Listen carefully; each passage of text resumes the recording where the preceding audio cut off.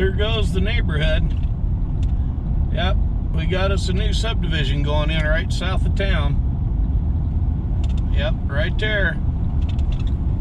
Yeah, used to be some real nice farmland. Now we got big ugly homes being built like that monstrosity you can see over there.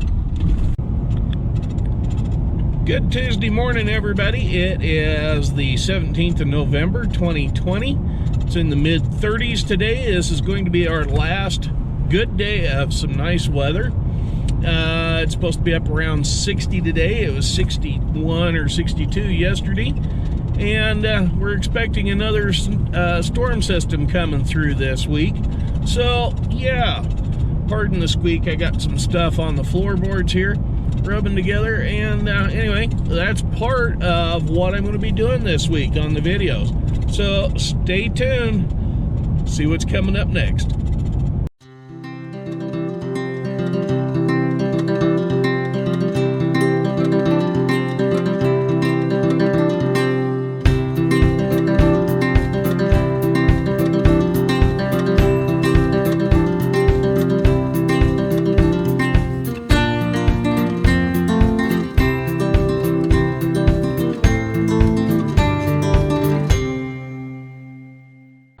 You'll have to pardon any wind noise here. What you're looking at is a high wind or a micro draft, downdraft that has hit up there in the Beaver Creek fire area, and it is drifting soot and ash that you can see off to the northwest. In fact, over that way on the other side of those haystacks out there, it almost looks like it's snowing.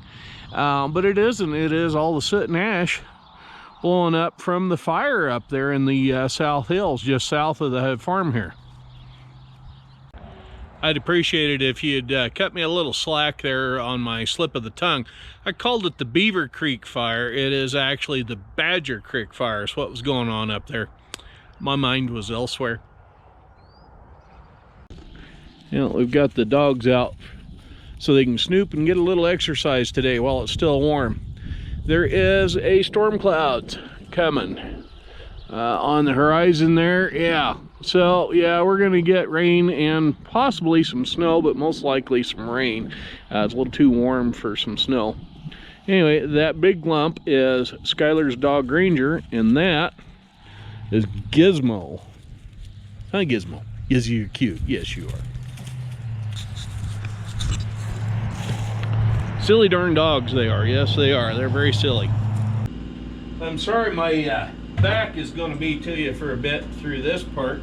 What I've got to do today, while the weather is still half decent, I know you probably can't even see me in the shot, but you might be able to. Let me turn it a bit. Okay, what I got to do today is shut off the fuel valve or sediment bulb on the bottom of the tank of the Super M. It's starting to drip when you shut it off. You can see it dripping right there. So yeah, what I'm going to do is unhook the fuel line here at the carburetor and drain that tank so I can replace that sediment bulb with a new one. One of the participants at our last little plow activity out here at the farm asked me why I never shut the fuel valve off on this thing, and it's because it's leaking. So what I'm going to do is wrench that off of there and drain that fuel tank, and then I'm going to order a new sediment bulb valve assembly. But I want to make sure I get this one off first to make sure I'm getting the right one to go back on. So now that I got that nut loose, and it's in a really kind of a, oh, I guess it's not in too awkward of a spot, but it isn't in the easiest, because you go up, you hit the hood, you try to get in there, you're hitting the manifold. And I know it's probably too dark, you can't see what's going on. But anyway, that is one of the things that's going on here at the farm.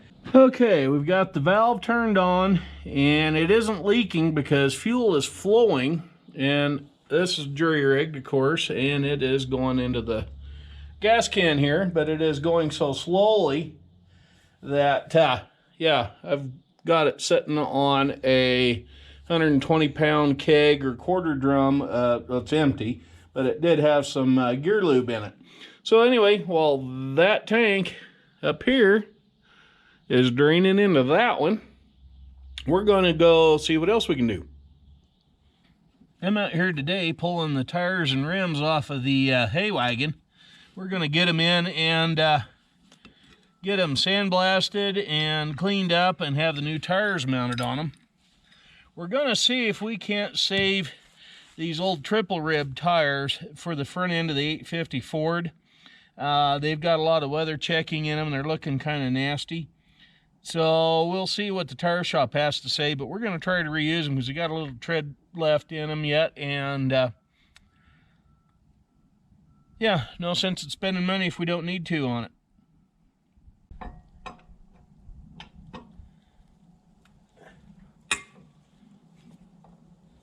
I didn't put a bunch of lug nuts in this thing, or lug bolts. I wasn't going but 15 miles with it. There's no load on the chassis at all, so I figured just a couple of bolts here and there would be enough to limp this thing home with. This wagon is going to take a lot of work. The rear axle needs 2 new hubs in it, so they'll all match and line up unless I can find a hubcap for that one in the back corner. But I need the whole hub. Yeah, that whole hub is shot, so, and we may have cross-threaded that one. So, yeah, anyway, we're going to make it happen. We'll get at least the tires off of the rims this week.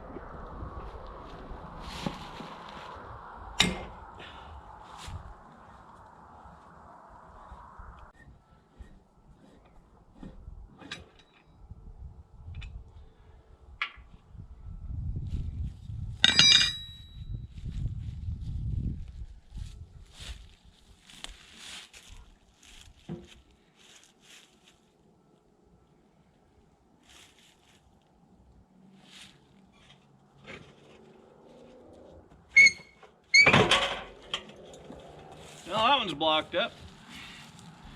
Now to do the back one.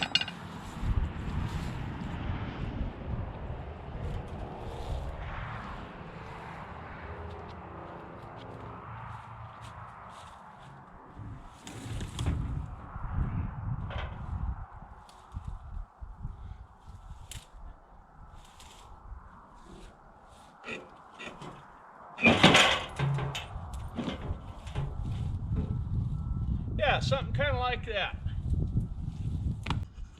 If anybody happens to know of hubs that are like that, with a screw-on steel hubcap with 1, 2, 3, 4, 5, 6, 7, 8 sides on it, and it's a 6-lug, let me know. I need a hubcap or a complete hub for the other side of this hay wagon. This is what the Ford 850 tractor looks like currently.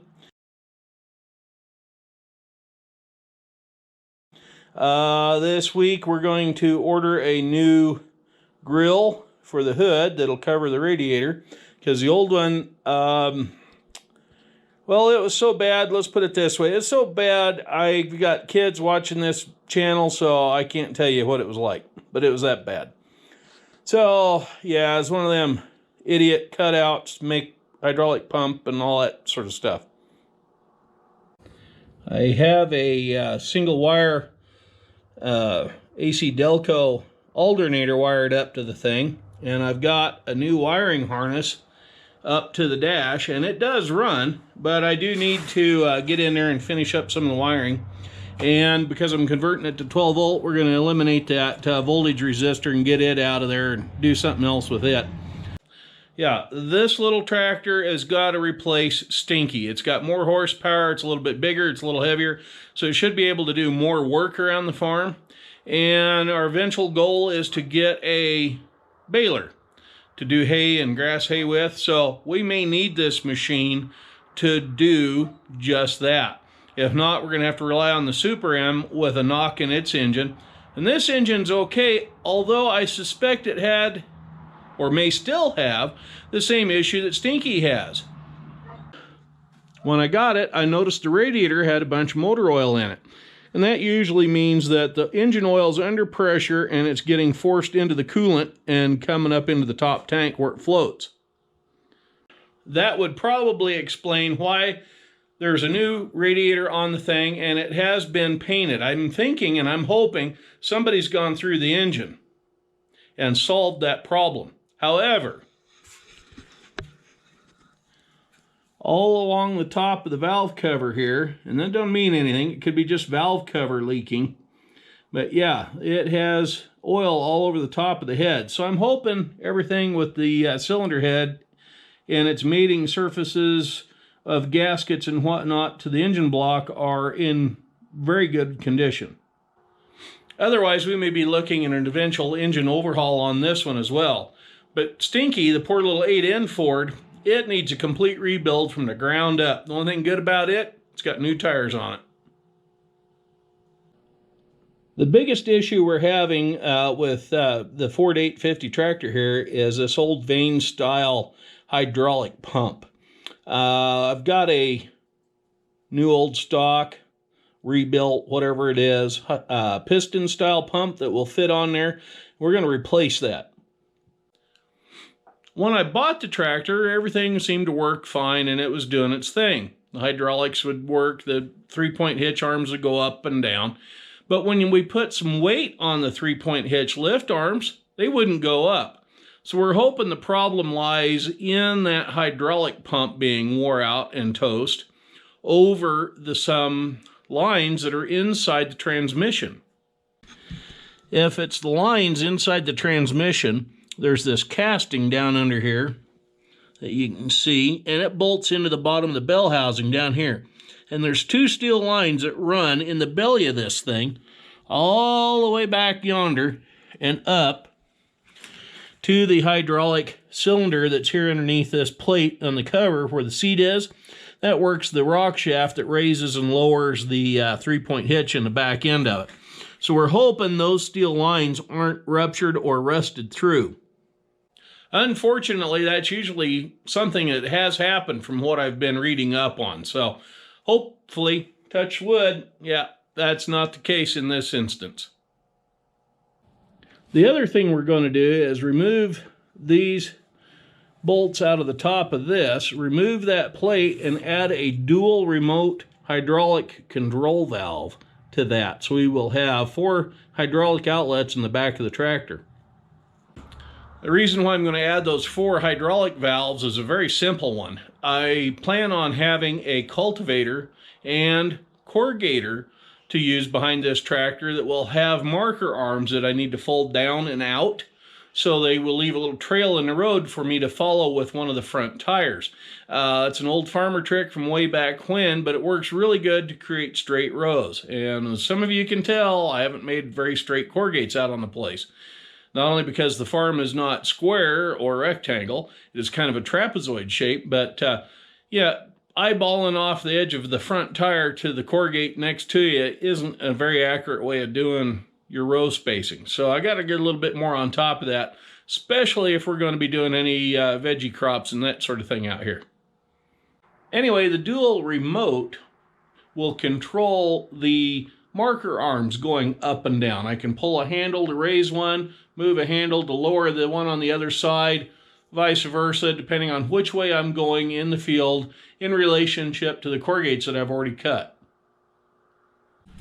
One of the things that needs to be done this winter before the ground freezes up and gets too hard to work with is I've got to refill this trench that runs up here to the pump house for the 2 lines of poly pipe that run over to the sprinklers here south of the pond and the creek and the waterfall that I built. So yeah, today I'm going to come along here and I'm going to shovel some of this dirt back in and fill in this trench.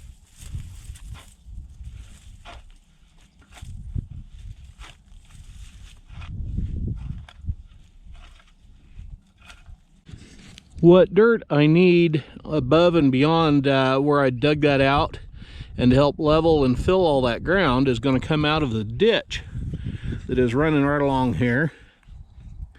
Runs all the way down along the road side of the fence to the north. Now I'm going to leave probably this spot right here across from the pond. The reason why I'm going to leave that little area right across from the pond is because that gives me a place where I can drive tractors across to straddle the ditch. That drainage ditch has been there for years. It isn't used much anymore, but it is a good deterrent on keeping off-road vehicles from trying to take out the trees and the fences. We've already had that happen on January 1st a few years ago. Guy in a Jeep decided he was going to try to take out some fence and ended up ripping the front wheel out from underneath his Jeep when he hit the ditch. So it's also a good barrier to keep people from busting in and tearing up my stuff. Excuse me there, burrito burp. Yeah, enjoy. Hello again, everybody, and welcome to Wednesday, the 18th of November, 2020. As you can see behind me, the weather's starting to look a little iffy, and we're expecting to have a bunch of rain and cold temperatures. In fact, today is going to be at least 10 degrees colder than yesterday was, and yesterday we had highs in the mid-60s. Unfortunately, I couldn't get out here and do too terribly much because I was a bit under the weather. Still battling a little bit of a problem that I've been having now for a year or two or three. Anyway, yeah, that said, what I'm going to do today is we're going to knock apart this pipe, and because it's rigid at either end, meaning I can't pull it one way or the other to pull it apart to get the sections of 6-inch gated PVC pipe loose, I have to basically pry them over and work them over into a big arc. And as I'm doing that, that arc will increase the distance of travel, meaning that the ends will have room to slide out of each other, so they will disconnect and come apart. So that's what I'm going to be doing today. And how we do that is we simply take a shovel and just start working the line over a little bit at a time from one end all the way to the other. So yeah, that's what I'm going to get to.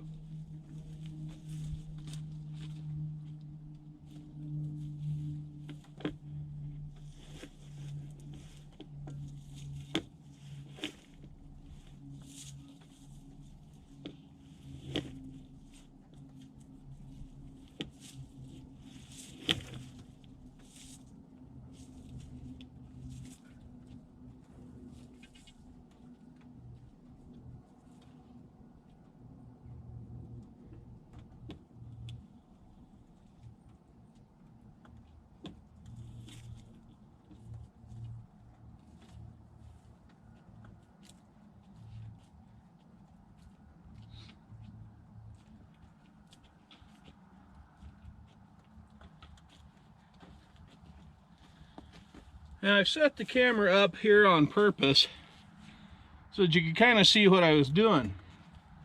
Down at that last joint that I just worked on, we had a bend going like that at the joint, and that isn't good on the coupling end of the pipe because they will split and break and start leaking and just become a real mess. So you have to be really careful on what you're doing and how you do that. And move it over slowly, a little bit at a time, working from one end to the other, down and back and forth. It's a little bit of a time-consuming thing, but it's a pain in the butt. Yes, I said it.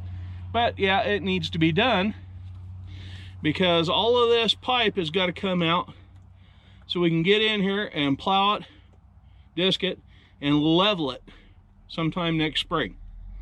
Yeah. Okay, I'm back in the side-by-side. You can see that I've got a section of the pipe bowed out enough where it's come apart. I need to kind of straighten that back out though. But it is starting to rain. It is coming in from straight due west there. Hopefully it won't last too long so I can get back out here and finish this up. So for right now I'm going to head to the barn and hide in where it's dry for a bit. I know it doesn't really look like it very much, but that is some clear blue sky poking through right there, and the rain has quit this afternoon. So as long as it isn't going to be raining for a minute or two,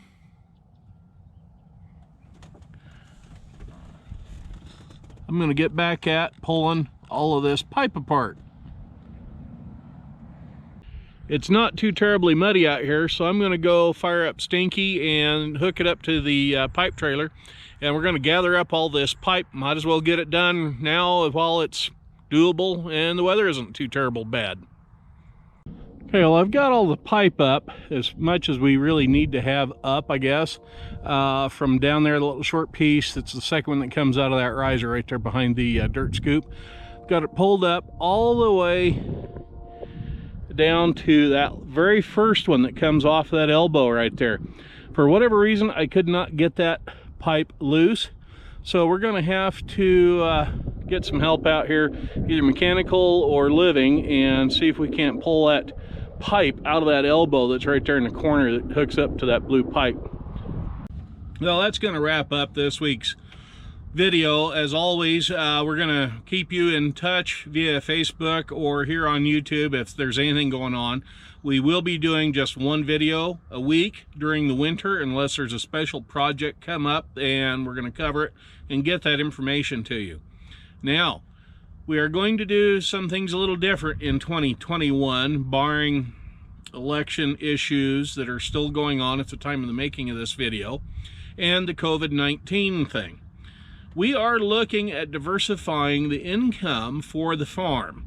We are going to plant some pasture grass in what we call the staging area, where everybody has traditionally come in and unloaded and parked their vehicles for our vintage ag day or plow day, whatever you want to call it. That will be cut, mowed, whatever you want to call it, windrowed, and baled and out of the area right before the show. That way everybody will have a nice, smooth, clean area to pull in, park on, and if we tear it up a little bit, nobody's going to care, but that'll help keep the dust down and make it a little nicer for everybody coming into the shows.